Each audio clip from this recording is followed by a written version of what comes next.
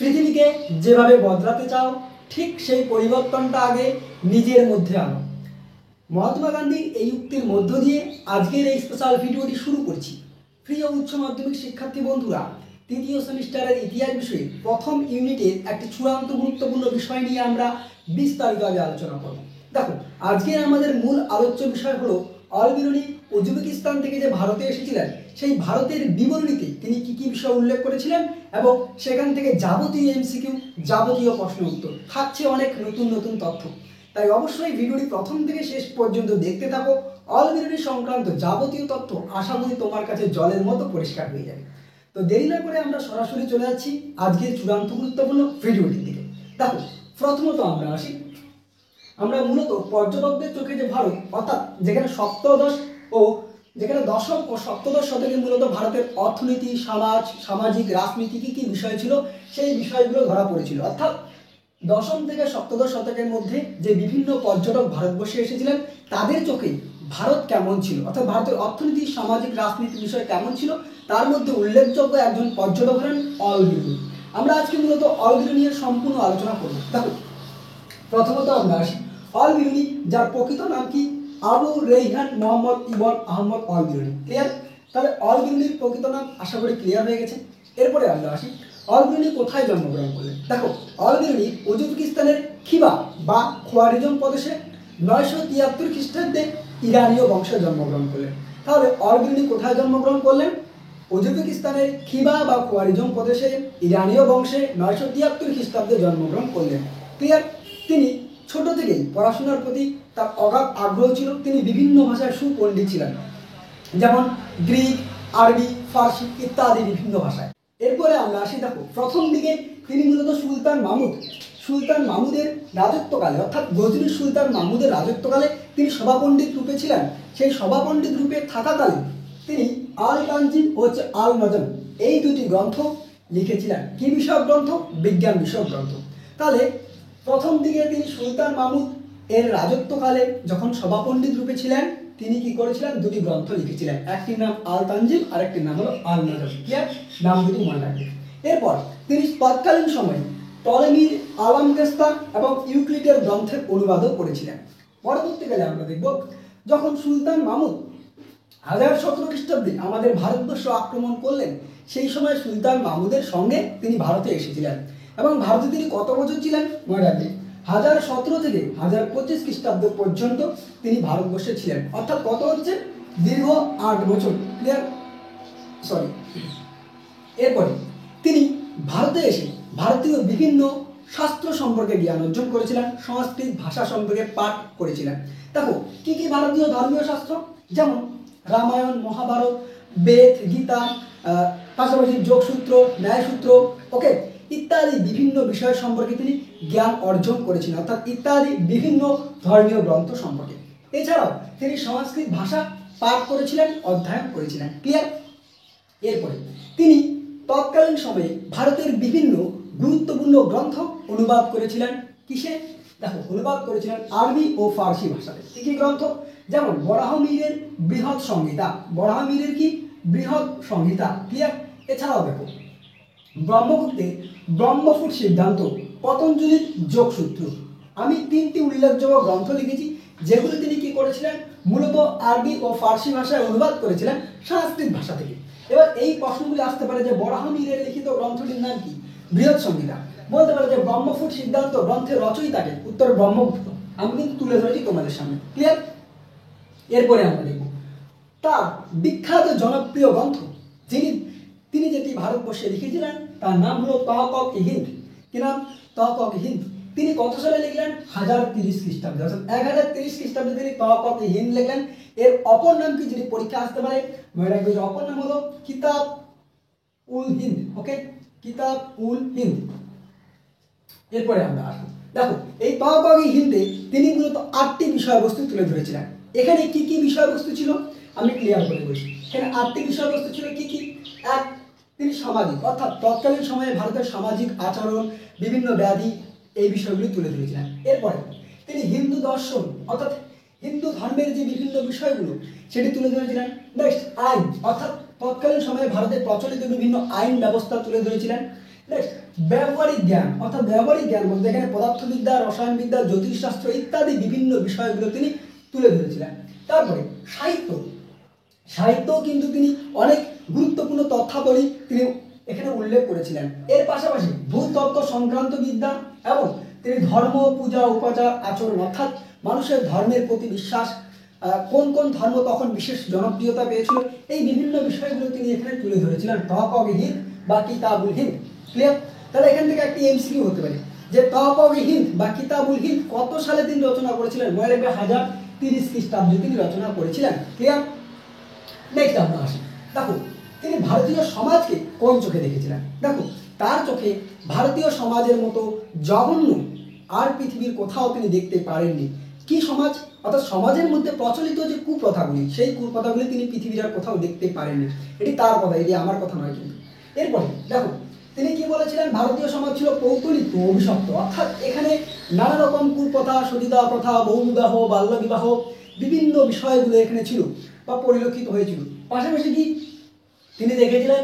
উচ্চবর্ণে জন্মগ্রহণ করা আশীর্বাদ এবং নিম্নবর্ণে জন্মগ্রহণ করা এক কথায় অভিশাপ। তাহলে বুঝতেই পারলেন উচ্চবর্ণের যারা মানুষ ছিল তাদের কদর ছিল, তাদেরকে মানুষ সম্মান করত, কিন্তু নিম্নবর্ণের যারা মানুষ ছিল অর্থাৎ এক কথায় যদি আমরা বলি শূদ্র, তাদের কিন্তু সমাজের কোনো রকম সম্মান ছিল না, তাদেরকে নিচু জাতি হিসেবে দেখা হতো। এরপরে আমরা আসি। দেখো তিনি একাদশ শতকে, মনে রাখবেন তিনি একাদশ শতকে ভারতবর্ষে এসেছিলেন এবং একাদশ শতক মানে নিশ্চয়ই বুঝতে পারতেছ যে 1017, অর্থাৎ 1000 থেকে আমরা 1100 বলি একাদশ শতক। তাহলে এই যে একাদশ শতক, এই একাদশ শতকে তিনি যখন ভারতবর্ষে আসলেন, আসার পরে তিনি ভারতের ধর্ম, সমাজ, সংস্কৃতি, রাজনীতি, অর্থনৈতিক বিভিন্ন বিষয়গুলো তিনি কিন্তু নিরপেক্ষ দৃষ্টিভঙ্গিতে রচনা করেছিলেন। কি দৃষ্টিভঙ্গি? নিরপেক্ষ। অর্থাৎ তিনি একপাক্ষিকভাবে লেখেননি যে তিনি ভারতের শুধু গুণগানই করে গেছেন এরকম না, ভারতের খারাপ দিকগুলি তুলে ধরেছেন এরকম না, তিনি নিরপেক্ষভাবে লিখেছিলেন। তিনি একদিকে যেমন ভালো দিক লিখেছিলেন, অন্যদিকে খারাপ দিক লিখেছিলেন। এই জন্য তাকে বলা হয় ইন্দোলজির প্রতিষ্ঠা। কি বলা হয়? ইন্দোলজির প্রতিষ্ঠা। এবার আমাদের জানতে লাগবে হোয়াট ইজ দ্য ইন্দোলজি। ইন্দোলজি কি? দেখো ইন্দোলজি হলো ভারতীয় উপমহাদেশের মধ্যে অর্থাৎ ভারতের প্রচলিত ভাষা, সাহিত্য, সংস্কৃতি ও ইতিহাস অধ্যয়ন, অর্থাৎ ভারতীয় উপমহাদেশে ভারতে প্রচলিত কি কি ভাষা, সাহিত্য, সংস্কৃতি, ইতিহাস ইত্যাদি বিষয়ে অধ্যয়ন করাকেই বলা হয় ইন্দোলজি। তাহলে তিনি বিভিন্ন বিষয় অধ্যয়ন করেছিলেন, তারপরে তিনি কিন্তু বলেছিলেন। তাই এই দৃষ্টিভঙ্গিতে যেহেতু তিনি নিরপেক্ষভাবে ইতিহাস রচনা করেছিলেন, তাই তাকে বলা হয় ইন্দোলজির প্রতিষ্ঠা। ওকে, ক্লিয়ার? নেক্সট, তিনি পৃথিবীর প্রথম ব্যাসার্ধ অর্থাৎ পৃথিবীর প্রথম ব্যাসার্ধ গণনা নির্ণয়ের সূত্র আবিষ্কার করেছিলেন। ক্লিয়ার করতে পেরেছি? দেখো এছাড়াও তিনি তৎকালীন সময়ে লক্ষ্য করেছিলেন যে হিন্দুরা মুসলমানদের শ্লেষ ও অস্পৃশ্য বলে ঘৃণা করত। অর্থাৎ তিনি লক্ষ্য করেছিলেন তৎকালীন সময়ে ভারতের মধ্যে, আমি এক এক করে বলছি, ক্লিয়ার করে নাও। 1 নম্বর হচ্ছে তিনি সাক্ষী ও শপথ, অর্থাৎ তিনি দেখেছিলেন যে অপরাধ যতই বড় হোক না কেন ন্যায় বিচারের জন্য শুধুমাত্র তাকে সাক্ষী ও শপথ গ্রহণ করা, অর্থাৎ কেউ একজন সাক্ষী দিত, তারপর সে শপথ গ্রহণ করতো যে যাহা বলিব সত্য বলিব, সত্য ছাড়া মিথ্যা বলবো না, বা আমি পরবর্তীতে আপনি এরকম কোনো অপরাধ করবোই না। তাহলে শুধুমাত্র শপথের মধ্য দিয়েই সেই যে যতবারই অপরাধ করুক তার কিন্তু মাপ হয়ে যেত। এটা কোন ধরনের বিচার ব্যবস্থা, কোন ধরনের ন্যায় বিচার, এটা তিনি তৎকালীন সময়ে লক্ষ্য করেছিলেন। 2, তিনি ঝগড়া। এই ঝগড়া বলতে কি, আমি জাস্ট সিম্পল বলে দিচ্ছি, দেখো ওইখানে বোঝা যাচ্ছে না যদিও। এই যদি আমরা ভারতের একটা সিম্পল ম্যাপ এঁকে নিই, দেখো এখানে জায়গা নেই একটু, আচ্ছা যাই হোক ধরে নিলাম। তো এখানে কি এই যে আমাদের ভারতবর্ষের মধ্যে, দেখো ভারতবর্ষের মধ্যে যে বিভিন্ন তৎকালীন সময়ে বিভিন্ন রাজ্য ছিল বা রাষ্ট্র ছিল, যেমন কনৌজ, মালব, কাশ্মীর, এই বিভিন্ন জায়গাগুলোতে কি হতো, তারা পরস্পরের মধ্যে ঝগড়ায় লিপ্ত থাকতো। কি নিয়ে ঝগড়া? যে পরস্পরের মধ্যে ধর্ম নিয়ে ঝগড়া, অর্থাৎ একে অপরের প্রতি যে ঝগড়া সেটা তিনি লক্ষ্য করেছিলেন। তৎকালীন সময়ে ভারতবর্ষের বিভিন্ন প্রদেশের বিভিন্ন জায়গাগুলিতে ঝগড়া প্রচলিত ছিল। নেক্সট, যারা গ্রামে ছিল তারা গ্রামের মানুষরা তারা দেবদেবীর পূজা করত। কিসের পূজা? দেবদেবীর পুজো করত।